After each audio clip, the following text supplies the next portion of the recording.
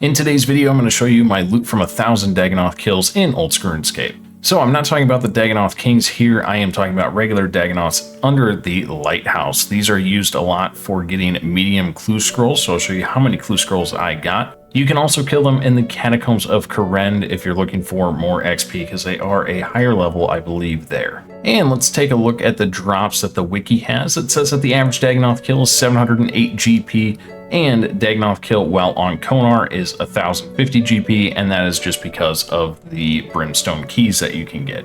For their drops, they always drop bone, so you can bring a bone crusher if you would like to your task. For weapons, they drop iron spear, bronze spear, mithril spear. Not really great or worth picking up. They drop 15 water runes, 15 steel arrows, and 3 mithril javelins. Again, not really worth picking up. Honestly, their drops aren't that great or worth a lot, but you do them for medium clues as well as quick XP like Slayer XP and range XP, and you just do it to basically go ham on your Slayer points. They also do drop a decent amount of seeds, so they have a lot of seeds that you can think of, most notably being the Torstal, Snakegrass, and Snapdragon seeds, but they do also have a lot of other seeds as you see on this list, but I'm not going to sit there and list them all out. As far as fishing loot, they have a decent amount of fishing loot, but there's really nothing on here that's really that great. They do drop feathers and fishing bait that you're able to stack in your inventory. They also drop seaweeds and oyster pearls, and it's just, there's not really a lot here. They also drop coins by themselves, 56, 25, 44, and 41, so it's not really worth running around with your head cut off to pick these up either. I know I'm really hyping this video up with the loot that we're going to get from Dagannoths, but this is just where we're at right now.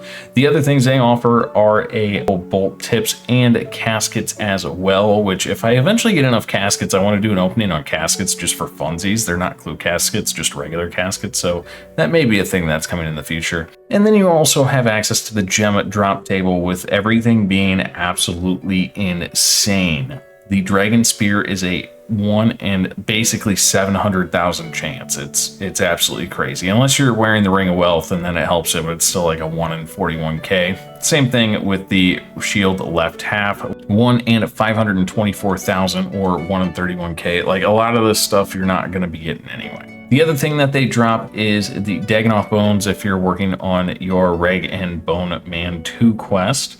Insold Dagannoth heads, which are always nice for your prayer XP. Brimstone keys that we talked about earlier, those are only dropped on a Konar task. And medium clue scrolls at a 1 in 128. And at the speed you kill these Dagannoths, that is pretty easy to maintain and a fantastic way to get medium clue scrolls. And for the catacombs, you get the usual things, your dark totem pieces and ancient shards. Now let's take a look at the loot that we got from 1,000 Dagannoths kills. As you see, I actually killed 1,001 because I couldn't pick up my cannon quick enough, but we ended up with 769k GP, nothing too crazy. And you're not going to be picking up a lot of this stuff anyway. So there's like the Snakedragon seeds, which you're going to pick up, and those are 171k. You have your Snakegrass seeds, which you're going to pick up, that's 91k. Your Ensouled Dagannoth heads, if you're an Iron Man, you'll definitely pick those up. If you're not an Iron Man, you probably won't. It depends how much you really want to bank here and run back and forth. Then you have Canadyne seeds, Aventos seeds, Qualm seeds. You have 15k in regular GP. You're probably not going to be picking up the caskets unless you're weird like me and want to do a video on it later just for funsies.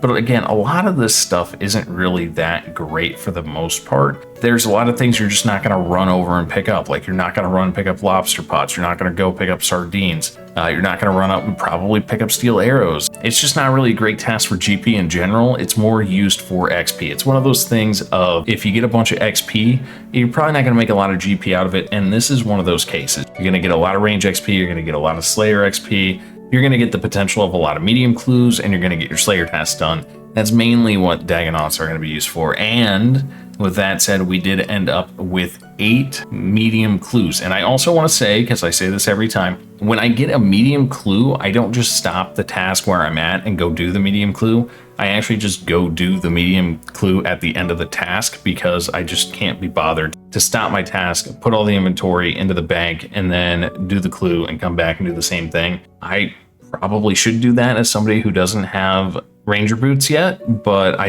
can't be asked to do that. Hopefully they make stackable clues at some point in the future, because that would make things a little bit easier.